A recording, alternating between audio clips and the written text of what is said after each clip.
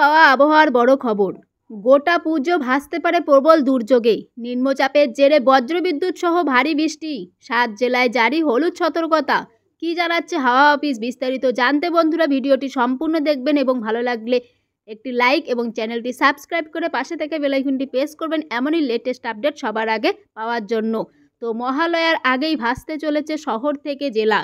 ভারতের মৌসুম ভবন আগামী 2 সপ্তাহের পূর্বাভাসে বঙ্গোপসাগরে নিম্নচাপ তৈরির ইঙ্গিত দিয়েছে। 25শে সেপ্টেম্বর থেকে শুরু হওয়া সপ্তাহের শুরুর দিকেই এই নিম্নচাপ তৈরি হতে পারে। যদিও উত্তর বঙ্গোপসাগরে ওড়িশা উপকূলে নিম্নচাপ তৈরির সম্ভাবনা বেশি। মহালয়ার দিন বেশিরভাগ জেলার বেশিরভাগ অংশেই আংশিক মেঘলা আকাশ, আর্দ্রতাজনিত অস্বস্তি থাকবে। বৃষ্টির সম্ভাবনা কম থাকবে রাজ্যে। বিকেল বা সন্ধ্যের দিকে বজ্রবিদ্যুৎ সহ বৃষ্টি হতে পারে। রাজ্যের কিছু জেলার কিছু অংশে বজ্রবিদ্যুৎ সহ স্থানীয়ভাবে হালকা মাঝারি বৃষ্টি হতে পারে।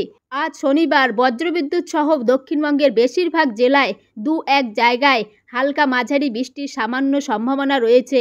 দক্ষিণ 24 পরগনা, পূর্ব ও পশ্চিম মেদিনীপুর, বীরভূম, মুর্শিদাবাদ জেলাতে বৃষ্টির সম্ভাবনা বেশি থাকবে। রবিবার মহালয়ার দিন সকালে আংশিক মেঘলা আকাশ ও আর্দ্রতাজনিত অস্বস্তি থাকতেও দুপুরের পর বৃষ্টির সম্ভাবনা বেশি থাকবে বেশ কিছু জেলাতে। বজ্রবিদ্যুৎ সহ বৃষ্টির সম্ভাবনা থাকবে বাঁকুড়া, পুরুলিয়া, দক্ষিণ 24 পরগনা, পূর্ব ও পশ্চিম মেদিনীপুর, বীরভূম, মুর্শিদাবাদ ও পশ্চিম বর্ধমান জেলাতে। সোমবার দক্ষিণবঙ্গের সব জেলাতেই বজ্রবিদ্যুৎ সহ বিক্ষিপ্তভাবে হালকা মাঝারি বৃষ্টির সম্ভাবনা রয়েছে। মঙ্গলবার ও বুধবার বৃষ্টির পরিমাণ কিছুটা কমতে পারে। অন্যদিকে আজ শনিবার বৃষ্টির সম্ভাবনা বাড়বে। ভারী বৃষ্টির হলুদ সতর্কতা দার্জিলিং, কালিম্পং, আলিপুরদুয়ার, কোচবিহার ও জলপাইগুড়ি এই 5 জেলাতে।